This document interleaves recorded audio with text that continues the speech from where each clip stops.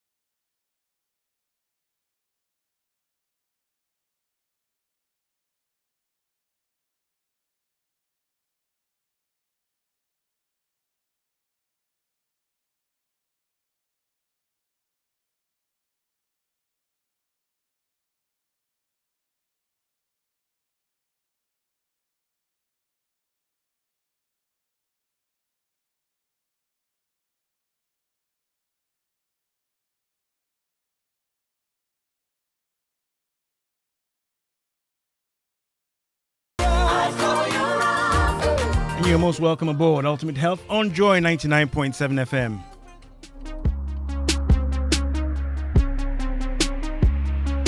So last week, we did our own celebration of World Brain Day. We got to learn a bit about brain function, how to protect, secure, and promote brain health with our guest, the neurologists. Lost one of them. I've got two of them, so today I'm the filling in the sandwich. I've got Dr. Augustina Chawe Feli, consultant neurologist with the 37 Military Hospital, and also the treasurer of the Neurological Society of Ghana. Next to her, Dr. Frida Amwatane, physician specialist and a fellow in neurology at the Kolibu Teaching Hospital. So last week we did the basics. I'll just get them to recap on some of the basics if we left some out. But today we want to focus on stroke. What is it? What causes it?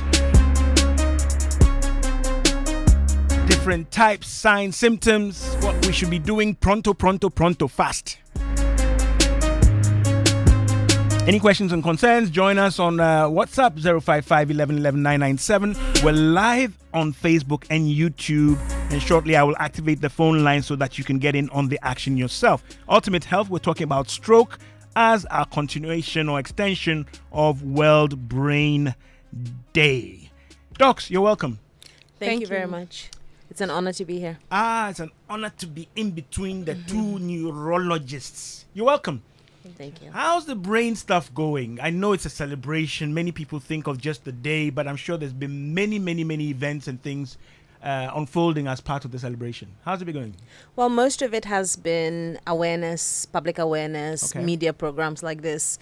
But I think it's important for everybody to understand Brain Day is every day. Every day. Because every single day, each one of us, a stakeholder, because we own a brain, is using it and must be protecting it. So it's every single day. Every day is Brain Day. Can you imagine if you had to kind of like charge your brain, just like you charge your phone, and you're low on battery power, or in fact, you forgot to charge your brain. Every day is Brain Day. Take it seriously.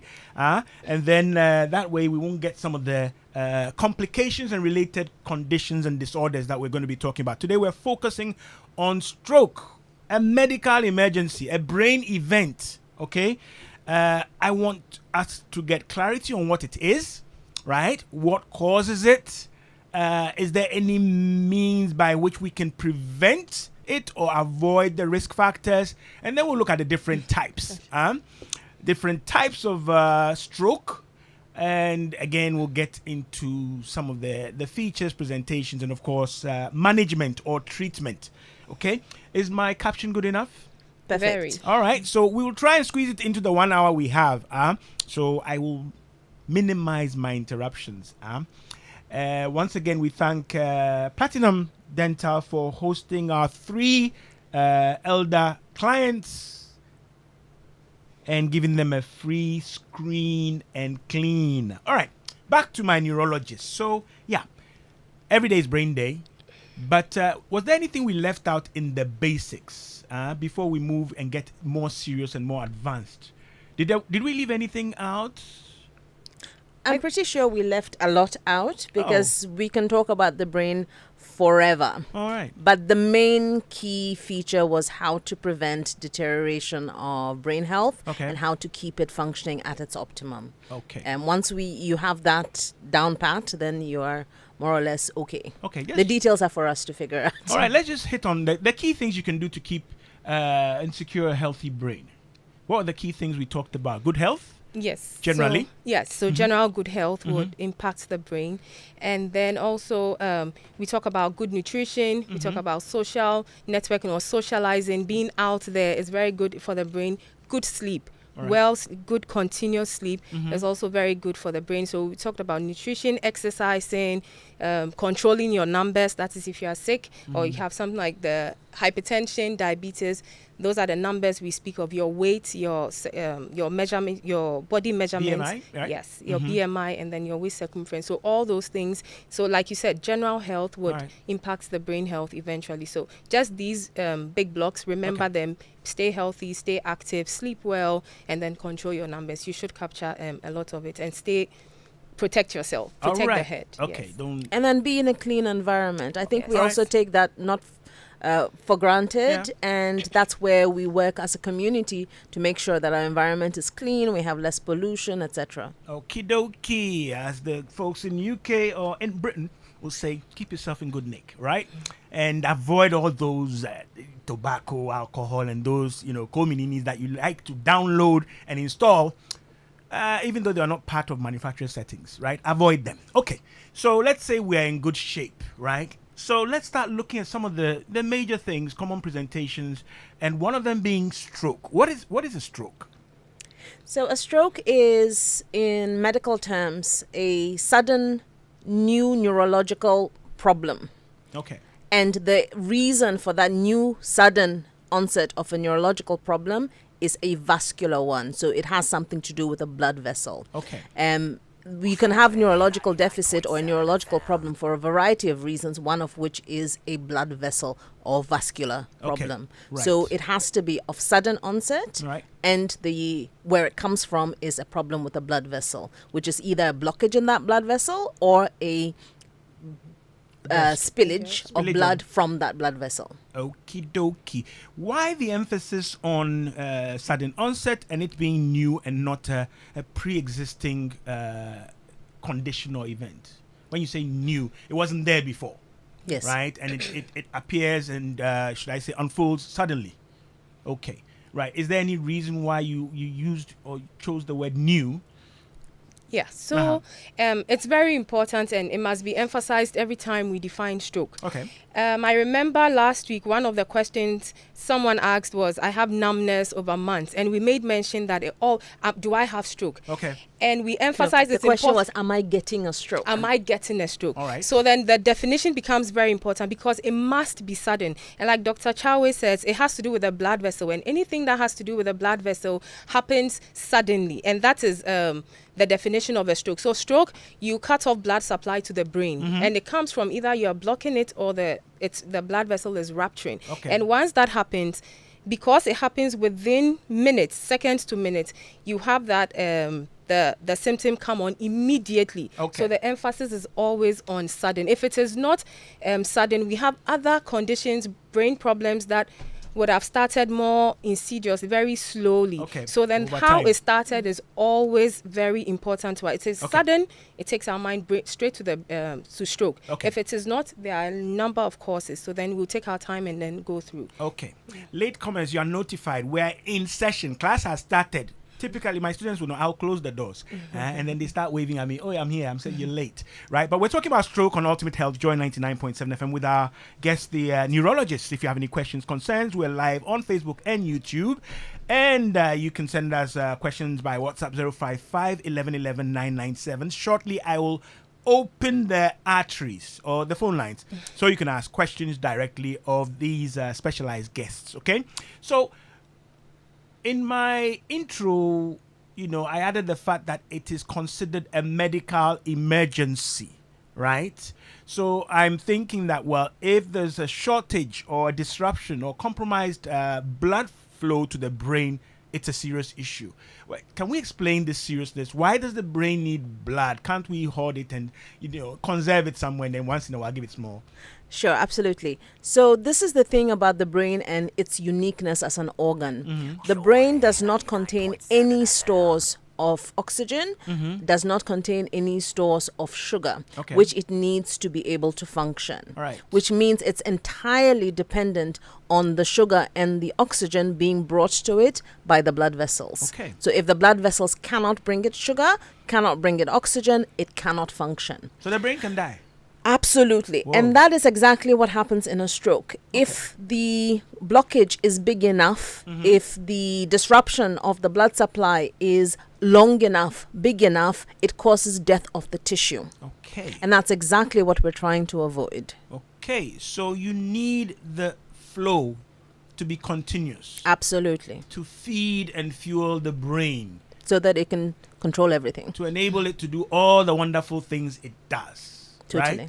Right? In the event of a disruption in blood flow, right, then there could be tissue damage. Yes. Right. I heard once, of course, several times, I guess, that brain cells or brain tissues do not regenerate. Is that true? So it is essentially true. Science is showing that there is more to it than just that. Okay. But for basic understanding, the number of brain cells or neurons that you are born with is the same number you're supposed to take to the other end of your existence. All right. What does develop throughout your life are the connections Neural between the cells. connections. Exactly. Okay. The ability for them to all connect with each other. Those do develop greatly throughout the life, mostly as you're a child, but it can continue for a lot longer after childhood. Okay.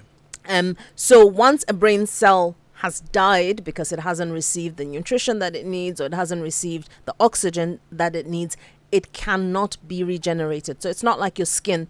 You have a cut and new skin will grow and replace it. If you lose some blood, new blood will be formed and replace it. The brain does not function like that at all. All right. So like ECG, this is a problem of distribution, right? Is that Gridco? I think so, right? But you must have this distribution network at its optimum within the brain and the body, of course. So hence vascular, right?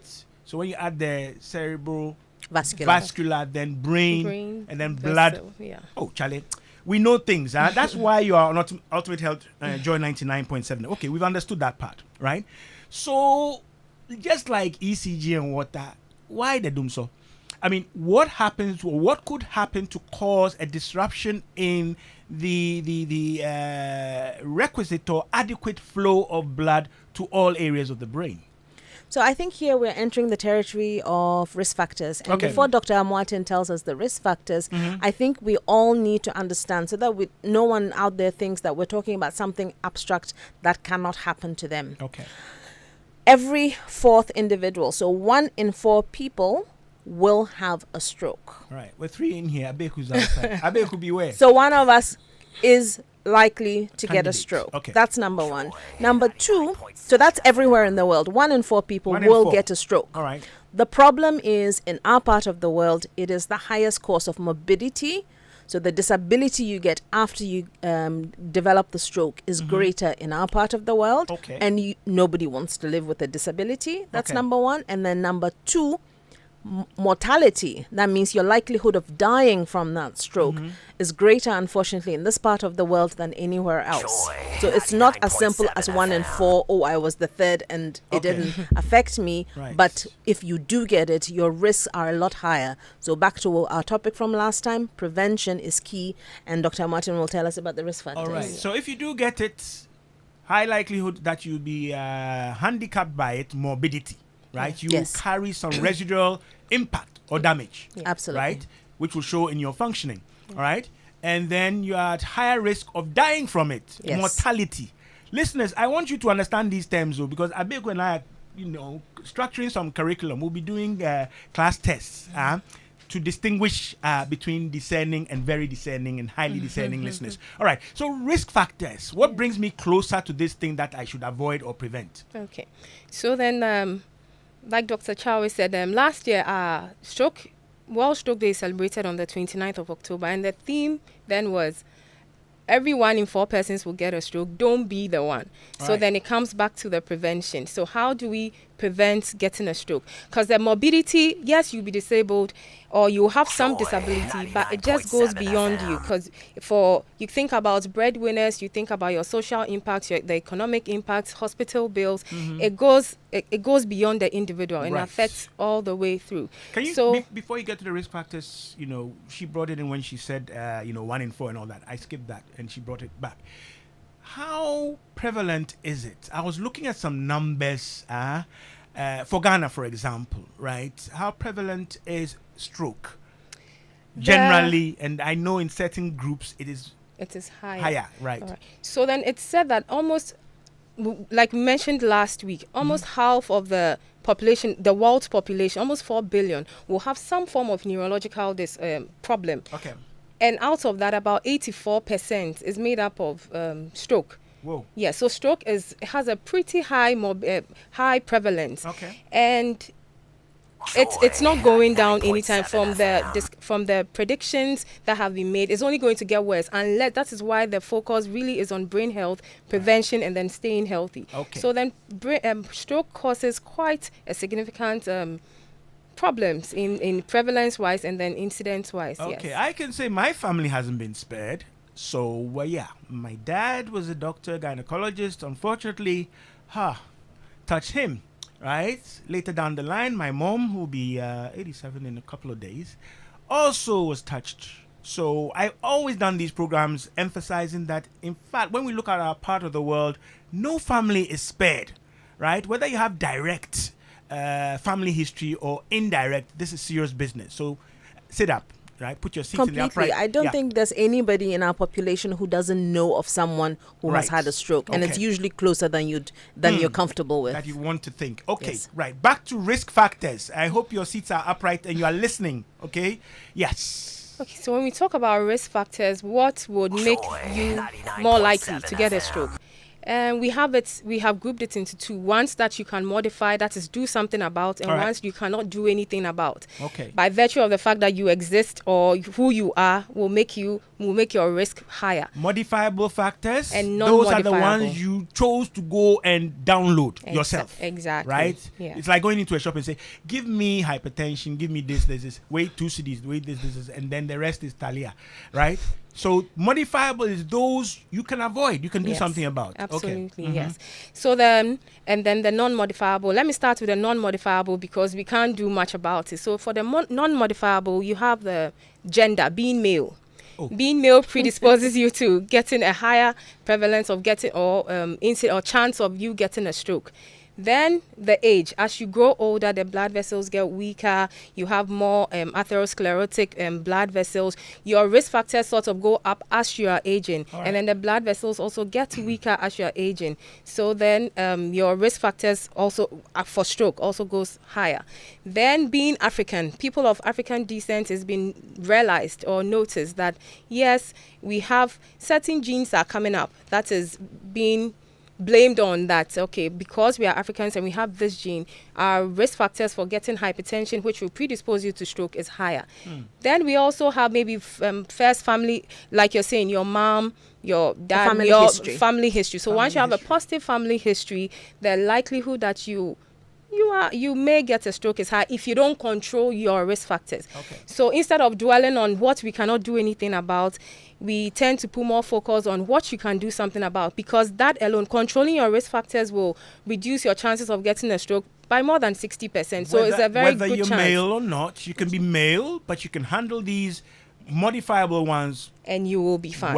You'll be fine. Yes, you can be male, African, first relative. Can we just be clear on when she says you will be fine, it means your risks are less. Yes. Your risks They're are never less. zero. Yes. No, we're not talking zero. Yes. Right?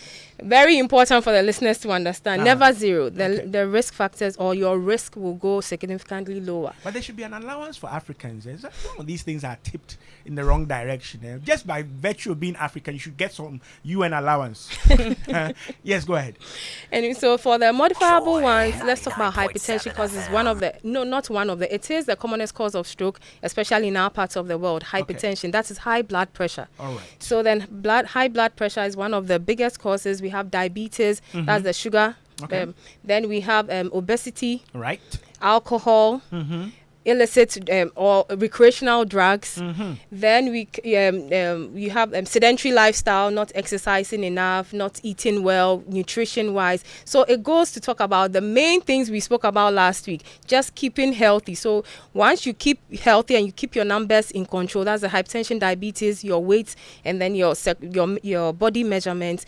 Once you are exercising, getting at least 30 minutes of moderate intensity exercise 3 times weekly. Once you are eating well, having a very well balanced diet, then once you are exercising and socializing, you are greatly reducing your risk factors for getting a stroke. Okay, great stuff. You mentioned recreational drugs, right? And I know people like to play games. I don't do illicit drugs and things like that. But are there the common culprits in there?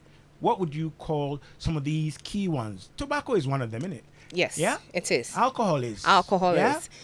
Yeah, people think of the Yeah, wild ones. I don't do weed. I don't do this. I don't do that. cocaine, But let's bring it closer home. These ones are familiar. They are well tolerated, accepted, even in religious and cultural practices or festivities and so on and so forth. Yeah. And it's closer than you think. Yes. And they are not, in quotes, illegal. Exactly. Right? I always say tobacco is the one thing that if you follow manufacturer's instructions, you will die. Simple. Agbena. Yes. Okay. So about the risk factors, I think it's important also to add that it's the earlier you start preventing, the longer you are protected for. All right. So that means our children need to already, and we said this last time, even the mother before she is pregnant has to be healthy so that her baby is healthy. Then as children, a healthy diet, exercise should be part of everyone's habit, sleeping well, and avoiding the substances that we have mentioned. So exercise and all of these things should be the norm, not the exception. Absolutely. Exactly. Right. We should never be of the mindset, oh, I am young, I am healthy, I don't have any problems right now. That means it can't touch me. Gym and things for the big shots, you know. I mean, exercise, walking, and people wearing fancy exercise clothes and all. It doesn't have to cost a lot. They are showing off. Yes. Yes. Well, they can. It's fine. And that's also good. Yeah. But for the ordinary person who can't afford the gym, who can't afford the fancy outfit, just regular physical activity, walking. Okay. Which can sometimes even be difficult if you don't have access to a paved road. Yeah. Yes. But still, there are things that we can do no matter how Tough they look. economically challenged we are. Okay. That can still be done. Right. You don't know how you cherish walking by yourself, unassisted, until you can't walk. Absolutely. Until now, you're looking for a snazzy, jazzy wheelchair, walker, Zimmer frame, and all that. You don't know how much you want to walk. No diamond besparkled wheelchair is as nice as your own two legs. Sally. You're hearing from my guest, neurologist Dr. Augustina Chawe. She's with the 37 Military Hospital. She handles money for the society, but more importantly, she's a neurologist, all right? Deals with the brain and related, should I say, issues, disorders, conditions, etc. Next to her, Dr. Frida Amoating. She's also, looking to get closer. She's almost there. She's a fellow in neurology, Kolebu Teaching Hospital, but she's a physician specialist as well. We are, should I say, spending time with them as part of the World Brain Day celebrations, and we'll be looking at different conditions, neurological conditions, with handling stroke today.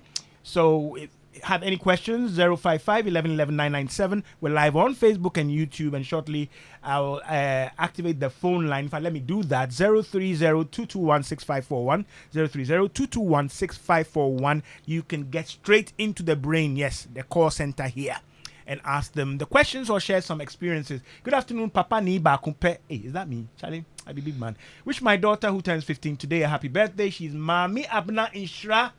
Hey, Nina Kubia Latte. Don't joke.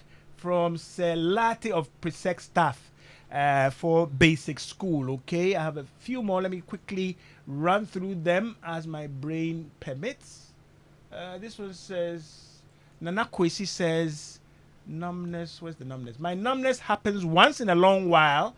It occurs especially when I wake up in the morning or in the middle of the night. Talk to me. Hey, Nana Kwesi. Okay. They will talk to you. They will lay hands from the studio. Please, I feel some fluid and pain in my brain. When I lie on my back and my head faces up, I feel some kind of dizziness. So I have to turn my head to the left side or the right side all the time. Please, it scares me when it happens. What can I do? Regina or Regina wants to know. Okie dokie. My dogs are taking notes. Greetings. This one says, oops, what's this? That's Tupac. Oh, no. Hey. Tupac wasn't a neurologist, too. Okay. Let me roll on. I was in class before you entered. This is from one of my listeners. Oh, yeah, in Afienya. Charlie, we love you to bits. Stick and stay. This one says, this stroke thing, oops, where are you? Is no joke at all, please. Doctor, advise. Who has been, right.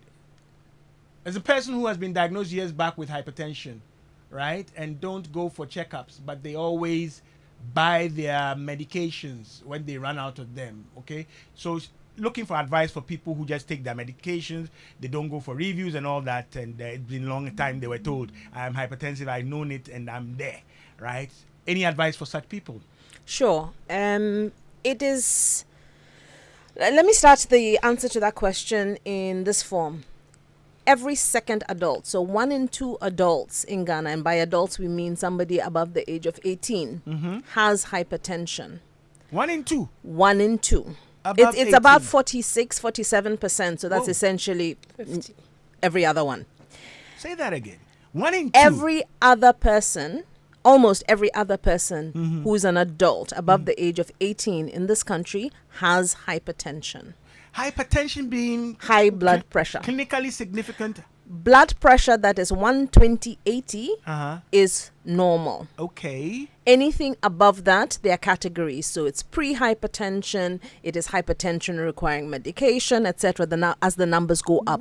But 120/80 is normal. So that means a majority of our people don't even know they have high blood pressure. All right. Then a few who happen to have had they went to the hospital for probably a different reason, have their blood pressure checked, and they find out that it's high. They are told to take some medications, and they think that is it. That is not it.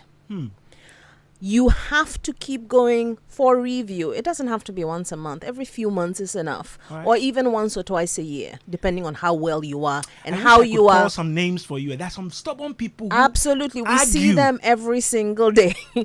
So it's not enough that your blood pressure was checked once or twice. You were told you have hypertension. Here's your medication. Number one, your body is changing. You today is not you tomorrow or next week or 5 years from now, especially you're aging. Number one. Number two, we don't know how well you are maintaining the healthy lifestyle that is recommended, how you're avoiding salt in your diet. So you have to go for review, not just for the doctor to write you a new prescription for the same thing. The doctor makes sure that there are no new problems in your body, that the medication has your blood pressure at target. And again, the target is 120/80. And if you are not going for the doctor to check those things, you may be taking your medications, but they may not be enough. Right. And so they're not doing the job they're supposed to do. Right. And therefore, well, good for you that at least you're taking your medication, but it's not good enough. You have to go for reviews. Right. It's not because we have nothing to do. We have a ton of things to do. Right. It is so that we can make sure that your medication is suitable for you. It's doing what it needs to do, and it's not causing any problems that we don't want. Did you hear that? I'm asking again. Did you hear that? You know, my docs are being a bit on the ruthless side, or should I say blunt. When she starts the 1 in 4, 1 in 2, Charlie, it's too close. Even if you were at home when she was counting and doing her stats, Charlie, you're there inside. This is serious stuff, okay? Phone line active 030-221-6541. WhatsApp is 055 11 11 997. We're talking about stroke. It touches every family, and it could be you, like they say with the British lottery. It could be you, but this one is not a lottery win, okay? It's the kind of lottery you don't want to win, all right? That's what we're talking about on Ultimate Health. So, I've got this one says, what is it? Good afternoon, Nortey. Please, I want to know, where is it now? I want to know if anybody suffering from stroke ever gets better or normal again. Evergreen Linda in Osu. Well, she's evergreen, but she wants to know. And she always has a lot of questions. Hi, Linda. This one says, does vertigo have anything to do with stroke? Vertigo. Does it have anything to do with stroke? Let's hit those two and then get back on track. Okay, so to go back a little on the hypertension, for people waiting to feel something before they go for change of medication, I don't know if it's a gap in communication between the health worker and the patient, or the patient's own research or but do not wait till you feel something wrong. They are dodging the consultation and the waiting and they have so many reasons for that, but do not wait. Once hypertension is giving you symptoms, it has already caused the damage. So then we are trying. Yes, we try for you not to get the problems. Do not wait till you feel the headaches. Do not wait till you feel some problems before you come for the change of medications. All right, folks. We haven't even gotten to the stroke yet, too. We've talked about, we haven't done types yet. Risk factors cry is scary, right? Then the real deal, please, stick and stay. Okay, so you are coming to the answer. Do people who have had a stroke, can they ever get back to how they were? Can they restore manufacturer's settings? Yes. They can. That's the good news. Amen. So that's the simple answer. Though. That's a simple answer. And not for everybody. I told you the other one is ruthless. I beg you, mute her But mic. let me get into it. So Right. when I say yes, it's to give some hope, but Alright. then we don't want to get There's there. hope. We don't want to get there. So when you get a stroke, it depends on the size of the stroke. It depends on the location. It depends on your risk factors. It depends on how well you are as an individual. So then somebody's recovery, you cannot extrapolate to yours. Somebody's stroke, you cannot look at that and say, okay, I will get better. Alright. So then it depends on a lot. What we would say is, do not get a stroke. Let's start with that. Don't get it in the first place. Don't get it in the first place. But yes, if you do get it, some people recover full functional ability. Let me put it that way. Alright. So it's true. It's a simple. I'm giving it in its simplest form. Alright. You can recover, but what we look at is functional independence. Functional independence meaning you got a stroke, but now you're back to doing the normal daily activities. So you Quality of cover life. quality of life is sort of restored. Yeah. So you have your full functional dependence, or you can have some functional you can have some functional disability, and some will also die out of it. So you don't know which one you would be, so don't get there. So yes, you can, but it depends on a lot of things. So and we don't want to. You don't even want to have to ask this question. Yes. All right. So it ranges from you do go back to almost the way you were before to you don't go back at all.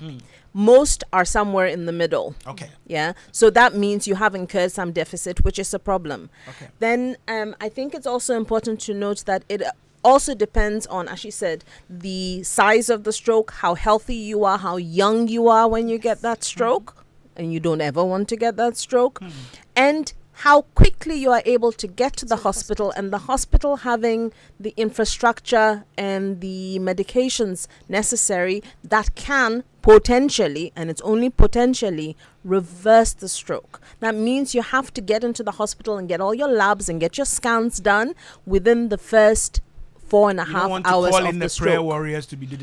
You can do that on your way. Get to the hospital. hospital. And also make sure that the hospital you get to has all those infrastructures. Then potentially, and again it's only potentially, Potential. you can reverse the stroke. All right. Vertigo and stroke. Okay, so in simple terms, that's like dizziness, being dizzy. For when we come to the symptoms of stroke, we simplify it and we say we use the acronym BFAST. Right. And BFAST, the B stands for balance. So Okay. when you are dizzy, it affects your balance. All right. So then if you are using it in terms, or you are describing, if the person means in terms of balance, yes, you can have some balance problems when you have a stroke. But then like we said initially, it has to do with the onset. It needs to be sudden onset. Right. Because there are a number, infections can cause vertigo. You can have ear infections causing vertigo. We can Right. have other brain problems causing vertigo. But if it is related to stroke, then it must be sudden onset Okay. with other symptoms or not. Great stuff. Let's go back to the person who has challenges when they lie on their back, head facing upwards, and they feel some fluid movement, and then they have to turn to one side or the other to get some relief. There was a question earlier like that. So by no means is this us making a diagnosis. However, from that description, the first doctor I would send that individual to, they came to me and they said, "Doctor, when I lie down in this position and that position, this is what I feel." The ear, nose and throat doctor ENT. is most likely the doctor that they need to see. It sounds like something within either the sinuses or the middle ear. All right. But again, just that description alone does not equal, and what I answered Right. does not equal a diagnosis. Okay. Teacher says, see me, right? Or see the ENT. Okie dokie. There was something I was going to ask in connection with that. It'll come back in a sec, right? Somebody was typing and I was trying to link to what they were saying. I had a stroke a few years ago. This is a person who asked about the vertigo, as some would say, but continue to have excruciating pain on the affected side. What remedies would alleviate that? So pain on their side that probably had the impact or paralysis or whatever. Yeah, he still has that. So it sounds like they're describing what we call post-stroke pain, Yeah. which is a known, I don't know even to call it a complication, a sequelae. Okay. So a leftover of the stroke, like weakness, can also be. It is honestly very hard to manage. There are medications that reduce the severity, Okay. but again, better not get a stroke. Right. Unfortunately, for someone who has already had a stroke, Right. there are medications that To we manage use the pain.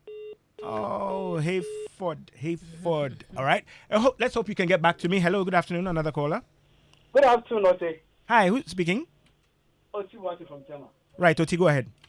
Yeah, I think Doctor said that like exercising it will prevent you from having a stroke. But nowadays, I see some younger guys and younger ladies are like 20 years or 21 having stroke. What's the main issue that brought them that stroke? Because I saw some young guy, like 22, they say had stroke. I was really shocked. Okay. But I was thinking the stroke is like 40 years going, but how early is how? But too much of exercise will prevent us getting that true. Okay, so how protective is exercise? He's talking about younger people having stroke, and he thought, well, you said exercise, they've been exercising, but he's still hearing a lot of incidents in younger people. Okay, so we mentioned the risk factors. So some you can't do, like the non-modifiable ones. We have stroke in the young, and there are so many causes for stroke in there. Something like sickle cell, some like the family history. If you have blood clotting disorders, you can autoimmune diseases. It can all predispose you. And Dr. Achawi had mentioned that adults above 18, 1 in 2 will have hypertension. Right. So even if you are 20, you are still in that age group. And for now, yeah, there's economic stress. Life is stressful in general. People are doing a bit more now, or more engaged in things. So people have very high stress levels that we feel they are not managing well, and stress will lead to hypertension. Okay. Hypertension, because they feel they are young, or for one reason or the other not taking medications, you will still be predisposed to getting a stroke. Okay. So once you have the risk factor, treat it. People assume that they are young and healthy and they're exercising because it's fashionable, but they're also engaging in alcohol use, tobacco, young and healthy cannabis, and reckless. Exactly. Aha. You know, it's like when you teach, or it's like sitting in church, you hear the sermon, but it's one thing that, catches your attention, then you ignore the rest. So exercise, I'm exercising, so why this? And then why should I take medication? And it's multifactorial. And you have other things. You have family history. You have many other things that could be going on with your body, right? That's the message my guests are giving out there. Hello, so good to afternoon. the gentleman who just called, it is absolutely true. We are seeing younger and younger patients coming in with stroke, right. But we're also seeing younger and younger patients with horrible hypertension. Yes. And it's so difficult to convince a young person, especially a young man, to take his hypertension medications because he feels fine. All right. Okay. I have a call on the line. Hello, good afternoon. Hello, good afternoon. Yes, sir. Your name and your location? I'm Joseph, calling from Latibia Okoshi. Latibia Okoshi. Okay, that's my hood. Go ahead. Yes, I want to find out, can stroke only affect the eye? Because my grandma went to the hospital. She said she had a stroke, but the doctor said the brain was fine, but the stroke was only in the eyes. So by the explanation, I heard them talking about the brain. Can stroke happen in only the eyes? All right. Okay. I'm not too sure you're talking about symptoms, but let the specialist answer this. And before I go to his question, let me just touch briefly on the hypertension. The before and the exercise. It's good. Exercise is very good. But before you start, you've never exercised before, just check your numbers. It's really important because once you are exercising, once you're engaged in an activity, your blood pressure will still have to go higher to accommodate. So if your blood pressure is already high and uncontrolled, you start exercising. Yes, it can shoot way above what is expected to be, and you can have problems with that. Okay. Then for him, he has drawn our attention, or he said something important. So when we talk about stroke definition, it has to do with the central nervous system, cut off blood supply to any part of the central nervous system. And the central nervous system is made up of the brain, the spinal cord, and the retina. So you can have a stroke in the eye. The retina is the back of the eye. And the retina is the back of the eye. So then for that, you usually have some blindness, like you have sudden onset painless blindness. So yes, it's possible that your grandmother could have had a stroke and then not the brain look normal, but then just the eye. Great stuff. I also want to emphasize is that sometimes our colleagues, in an attempt to reassure the individuals, can say the brain looks okay. It's not entirely the same as the brain is okay. Okay. All righty. Okie dokie. I have Peter on my line. Hello, Peter. Yeah, good afternoon, Nortey. Yes, sir. Share with us. You promised last week I'm the first person call about the BP. And I told you that if I'm eating, I don't have a taste for the food. And you said that they should pick our number. I was totally alert that if they pick the number, they call us. Maybe I want to see the simple thing that I want to see the neurology. If we were to be Dr. Chauki number that will be sent to me, then I'll be happy to see him personally for any. Okay, right, Peter. Just give your number to Abeku. Okay. As for giving out the numbers of my guests, we're a bit touchy about that for good reason, but we'll see how we can facilitate. I've got Philip on the line. Hello, Philip. Okay. Hi, Philip. Yes. I just listened to one of your callers that he had this shoulder pain. Yep. You are giving advice to see a doctor, but yes, that's nice. I think I experienced that recently, and I think there was, but I had a medication from the doctor, but it was not going. But all of a sudden, I realized my sitting position at work was the effect, so I changed it, and it worked perfect for me. Okay. So the guy to check his. What happened is that when I want to write, I write with the right hand, but my writing pad is on the left side, so I rather tend to the left side to do the writing. So I realized that, and then once I shifted to the right, everything was okay for me. So if you can check that one also. All right, he can, but you're not describing the same thing, right? He added a few other aspects of his situation, right? But thanks for sharing. Okay. All right. Yep. Yes, Doc.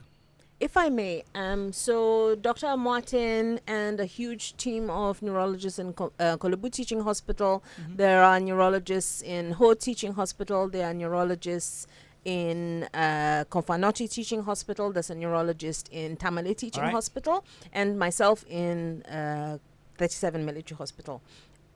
Nobody's contacts are needed. Mm-hmm. All you need is to ask your doctor for a referral, and you will get to see one of us. You need a referral.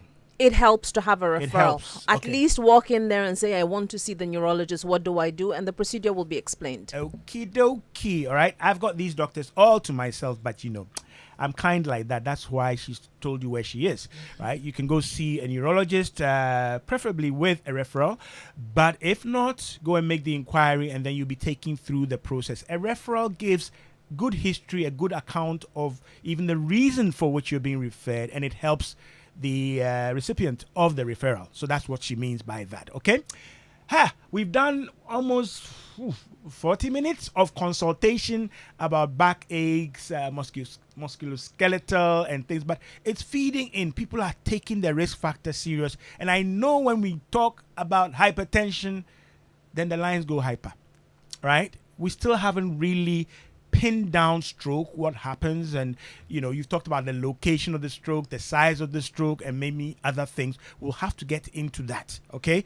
But coming back to some of the questions that have been asked, I'm getting the sense that, like we said, most people don't even know what they have, but they can report symptoms. Okay, and that seems to be what we're getting a lot of in relation to hypertension. I don't know whether you want to make some general observations on that. We're almost out of time. On the kind of presentations we're getting, so the signs of stroke would be a sudden onset, one-sided weakness, a change in your ability to speak, sudden loss of vision, sudden inability to balance, sometimes something as relatively unbrain related as all of a sudden you're vomiting for no good reason can be a sign of stroke. Right. Every single human out there knows their body better than anyone else. If you feel something is wrong, please see your health practitioner. If you can see that something is suddenly differently wrong, go to the nearest emergency. By the way, aside from Kolebu Teaching Hospital, which has a stroke unit, Nortey Teaching Hospital has a stroke unit, and recently Tamale Teaching Hospital and the whole teaching hospital also have stroke units. So, and you don't even need a stroke unit. It's best to be treated in a stroke unit, but you don't have to have a stroke unit. Any doctor is qualified to identify a stroke and start the treatment, and then ship you to wherever you can get better treatment from, if it is available. Okay, right. Let me quickly do a cleanup on my WhatsApp, Nortey. I do check my BP every Monday morning, and it's quite low. Can you please ask the doctor what are the dangers in these numbers. He's sending numbers. So hypotension. All right. Cecil in Osu. I told you we're doing clinic. Right. This one says, good afternoon, Nortey. Thumbs up to you for this astute doctors. Greetings to them all, especially Dr. you, Frida Amwating. Please. Me make a talk. I'm only the host. Mr. Alfred Nortey, this must be Douglas from DC. He has to use all my names. Treatment consists of blood thinners. Is that true? Could foodstuffs also help prevent stroke? 3. Is it based on blood group? Okay. Is your blood group related to your vulnerability to stroke? And 4, if you have a history of stroke in your family, are you likely to get it? Oh, Douglas. All the things we have talked about and a few, right? Blood group and stroke. Not that I know of. It is not there related. There is no link. And we hear it a lot, but I'm all positive. They say I should eat this or I'll get a stroke. So I'm happy it has come up. We don't know of any link of blood group to stroke. So no. Nepala. So the treatment of stroke can include blood thinners depending on the type of stroke. So yes, it can be a part of the management. Our local foods, some do have certain properties. So bisap, for example, or sobolo, the hibiscus petal, does have some antiplatelet properties. It's not the same as replace your medicine with it. Right. Yeah, so we do have to bear those things in mind. And we've mentioned this already. A general healthy diet helps reduce your risk of stroke. All right. So don't go buying sobolo and say, Dr. Chavez says it cures Not at all. Food is food. Let's remember that. Food is right. food. Food is never medicine. Yeah. All right. Okay. When it becomes medicine, it's because of what the properties and the constituents of the food are. All right. Somebody was arguing with me yesterday that rice water is a beverage, but I will not go there. I'll leave it for Lexus on Drive Talk. Rice water is a beverage. So when they take rice water, they haven't eaten. Okie dokie. There are a few more, but I think can we? Yes, we'll get another team. She's told me. I mean, yeah, if they can come, fine. We'll go into it. What happens during a stroke? Why are they emphasizing the importance of timely presentation at the hospital? She's mentioned facial droop, right? Your ability to speak properly, blurred vision, your ability to raise your arms, and a few other things that have become very quick and ready, should I say, telltale signs that we're all educated to look out for, right? But we'll try and get into the actual event and then the things that should unfold. Clearly, medical imaging is a plus. It's absolutely necessary. So you don't go to a hospital, they don't do any imaging, and they are hoping to localize the stroke and where it is and how bad it is and so on and so forth. So when she mentioned go to a hospital that has the requisite professionals and equipment and, should I say, prompt response, that's important, all right? You see it in the movies a lot. A quick medical or brain imaging is done, and they know where things are. Okay, I know, and the neurologist will probably agree with me. Based on the kinds of symptoms that unfold, you may have some hunches about the location of the stroke or where it's affected. But still, these are important considerations. Stroke, it's not where the stroke is that we're interested in. What we're interested in when we ask for a scan is whether it's a bleed or a blockage. Yeah. Because the treatment can be Which different. is the type. Exactly. Yeah. Okay. Right, folks, we still got school to go to when it comes to stroke. We haven't even gotten near seizure disorders or epilepsy and what you people want to hear. But this has been totally educative for even me. I do this topic or these topics all the time, but each time there's more based on the richness and nature of our discerning listeners. Of course, the guests who generously agreed to come and educate us. Dr. Augustina Chawe Feli, 37 Military Hospital, Treasurer for the Neurological Society of Ghana. We're most grateful. Dr. Frida Amwating, who seems to have a crush on my WhatsApp panel. Be careful, they want to locate you. But thank you so much. Last week we had Dr. Brody Menz with us as well. He couldn't make it today, but should I say, in close collaboration with the society, will bring you the specialist to talk about these things. They are causing too much damage that we consider preventable or avoidable, right? If you do get it, they are there, but they'd love to do a lot more education, awareness, empowerment, and prevention with your kind assistance. So it's been another easy to digest edition of Ultimate Health on Joy 99.7 with me, the Chief Johnny Kudolo, also known as Nortey by nature. Some of you like distorting it and making it naughty by nature. I am not naughty. It's Nortey by nature. Produced by Abe Kusan Kofi, who wants to do some afternoon bashment, innit? Right? He plays music, which is also good for the brain. So stick and stay. Don't go away. My name is Nortey by nature. I'm out. Yeah.